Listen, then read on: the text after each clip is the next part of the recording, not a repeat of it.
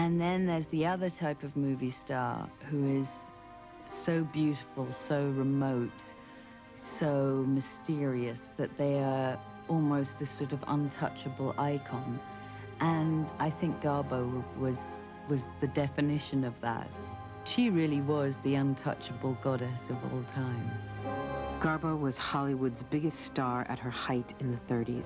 She was quoted, imitated, and lionized by her adoring public.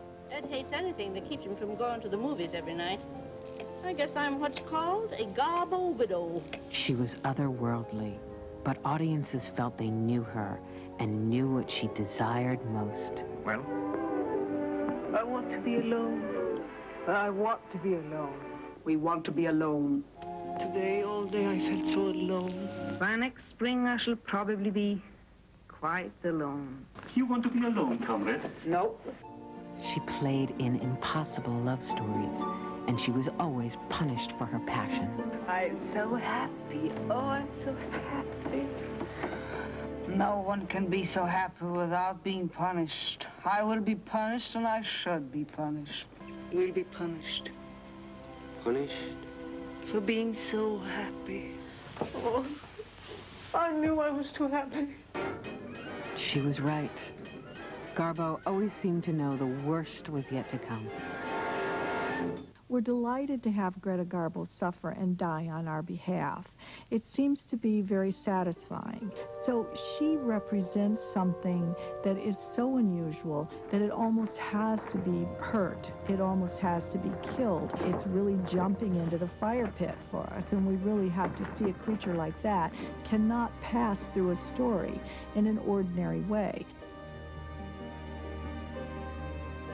Goodbye, my beloved.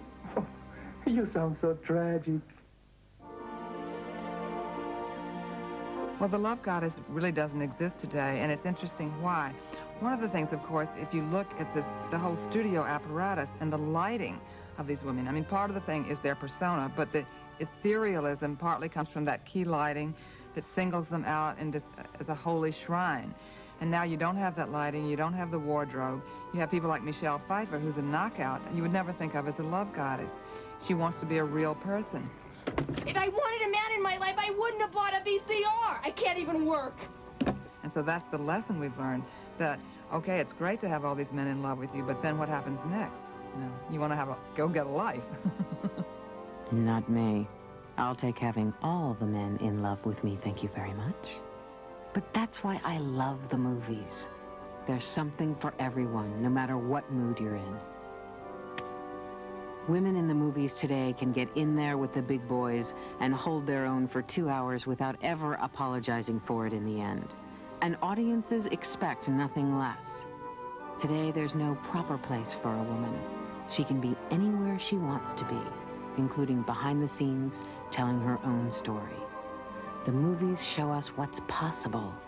We may never have to battle an alien or catch a killer or save a child's life, but these women show us that if we had to, we could. I've been watching them for the last 100 years, and I can't wait for the next 100. That's a